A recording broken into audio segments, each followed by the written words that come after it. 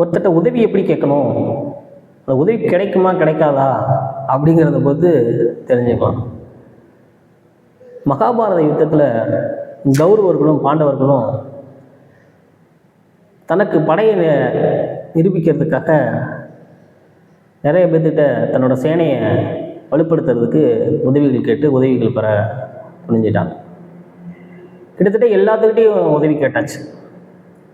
மிச்சம் இருக்கிறது கிருஷ்ணன் ஒரு ஆள் மட்டும்தான். கிருஷ்ணன் உதவி கேட்கறதுக்கு பாண்டவர்களில் அர்ஜுனன் அனுப்புகிறாங்க.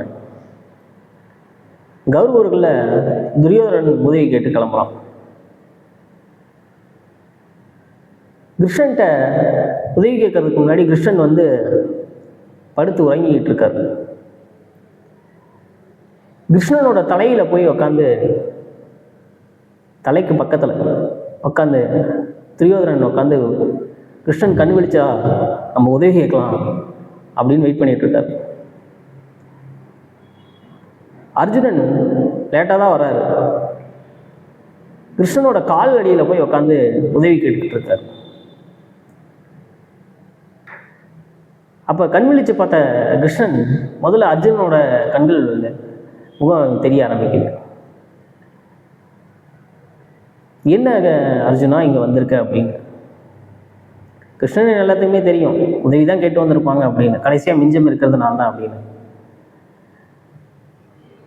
அப்போ துரியோதனனையும் பார்க்குறாரு. துரியோதனன் சொல்கிறான், நான் தான் உங்களை முதல்ல பார்க்க வந்தேன், உங்களோட சேனை பலமும் நீங்களும் எனக்கு வேணும் நான் போய் யுத்தத்தில் ஜெயிக்கிறதுக்கு அப்படின்னு. அப்போ கிருஷ்ணன் சொல்கிறாரு, நான் கண் விழிச்சு பார்த்தப்ப முதல்ல அர்ஜுனன் தான் தெரிஞ்சார், நீ என்னோட தடைக்கு பின்னாடி இருந்த, அதனால் எனக்கு தெரியல அப்படிங்கிறார். ஒருத்தட்ட உதவி கேட்கும்போது தலையில் உட்காந்து உதவி கேட்கக்கூடாது. கால் பாதத்தில் பணிஞ்சு உதவி கேட்கணும். கிருஷ்ணன், நீ முதல்ல வந்திருக்கலாம், ஆனால் நான் கண் விழிச்சு பார்த்தப்ப முதல்ல அர்ஜுனன் தெரிஞ்சாரு, அர்ஜுனனுக்கு தான் நான் உதவி புரிவேன் அப்படின்னு சொல்லிட்டார். ஜோதிடத்தில் உதவி செய்யறதுக்காகவே பிறந்தவங்க அப்படின்னு யாரை தெரிஞ்சுக்கலாம், யாரை சொல்லுவாங்க அப்படின்னு.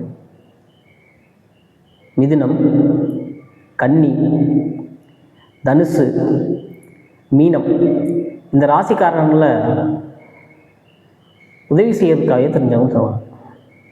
இந்த அதிபதிகள் உதவி செய்யறதுக்காகவே படைக்கப்பட்டாங்க. இந்த லக்னக்காரங்களும் உதவி செய்யறதுக்கு துணிவாங்க.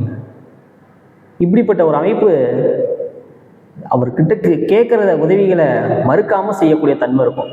அவர்கிட்ட இல்லைன்னா, பொருளாதாரம் இல்லைன்னா கூட அந்த உதவியை செய்யறதுக்கு முன் வந்து நிற்கக்கூடிய நம்ம மனிதனாக இருப்பார். நன்றி.